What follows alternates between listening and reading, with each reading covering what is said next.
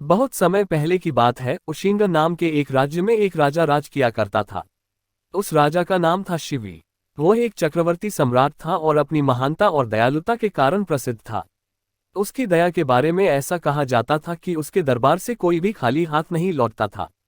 वह हर किसी की मदद के लिए हमेशा तैयार रहता, भले ही उसके लिए किसी भी तरह का बलिदान क्यों न देना पड़े। यही कारण था कि उसकी दयालुता के चर्चे पृथ्वी लोक से आगे बढ़कर स्वर्ग तक भी पहुंच गए। फिर क्या था, राजा इंद्र ने एक बाज का रूप धारण किया और अग्निदेव ने एक कबूतर का। दोनों राजा शिवी के दरबार की ओर चल दिए।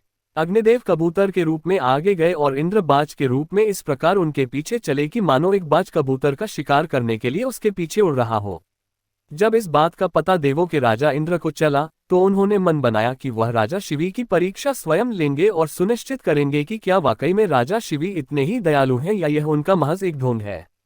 ये तय करने के लिए उन्होंने एक योजना बनाई और अग्निदेव को भी अपने साथ योजना में शामिल होने का निवेदन किया। राजा इंद्र की बात पर अग्निदेव भी राजा शिवी की परीक्षा लेने के लिए तैयार हो गए।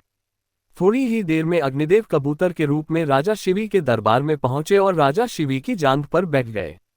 उन्होंने राजा से कहा कि एक बाज उसका शिकार करने के लिए पीछे आ रहा है, वह उसकी जान बचा ले। कबूतर की यह बात सुनकर राजा ने कहा, बिल्कुल भी चिंता न करो, मेरे होते हुए वह बाज तुम्हारा कुछ भी बिगाड़ नहीं पाएगा। मैं तुम्हारी रक्षा करने का वचन देता हूँ। राजा के वचन देते ही बाज के रूप में इंद्रदेव भी शिवी के दरबार में पहुंच गए। उन्होंने राजा शिवी से कहा कि वह कबूतर मेरा शिकार है, उसे मारकर वह अपनी और अपने बच्चों की भूख मिटाएगा। बाज की बात पर राजा ने कहा, मैंने इस कबूतर को वचन दिया है कि मैं इसके प्राणों की रक्षा करूंगा, इसलिए मैं इसे तुम्हें नहीं दे सकता।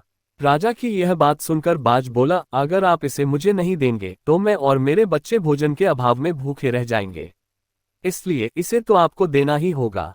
बाज की यह बात सुन राजा शिवी थोड़ी देर सोच में पड़ गए और कुछ विचार करने लगे।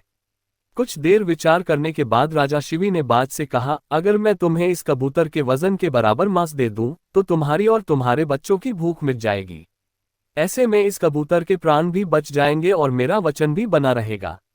राजा की इस बात पर बाज के रूप में आए इंद्रदेव राजी हो गए, लेकिन उन्होंने राजा के सामने एक शर्त रख दी। बाज ने कहा, महाराज मैं तैयार हूं, लेकिन आपको कबूतर के वजन का मांस अपने शरीर से देना होगा। बाज की यह बात सुनकर राजा ने सोचा कि कबूतर का वजन कितना होगा। अगर मैं अपने शरीर से ही इसके वजन के बराबर मांस दे देता हूं तो इस कबूतर की जान बच जाएगी। ये सोचकर राजा ने अपने एक दरबारी को एक तराजू लाने का आदेश दिया।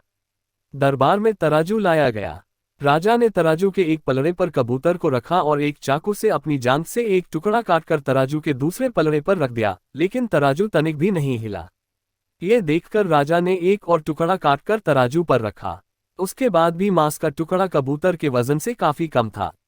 उन्होंने धीरे धीरे कर अपने आधे शरीर के मांस को निकालकर तराजू पर रख दिया। उसके बाद भी मांस का वजन कबूतर के वजन से कम ही रहा। ये देखकर राजा शिवी बहुत निराश हुए। उन्होंने निश्चय किया कि अब कुछ भी हो जाए वह अपने वचन का मान रखते हुए कबूतर को बचाएंगे।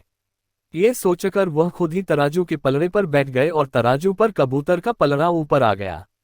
राजा ने बाज से कहा, तुम मेरे पूरे शरीर का मांस ले लो और कबूतर को छोड़ दो। ये सुनकर इंद्रदेव को राजा पर दया आ गई। इंद्र और अग्निदेव अपने असली रूप में आए और कहा, राजा शिवी हम आपकी परीक्षा लेने आए थे और आप इस परीक्षा में सफल रहे।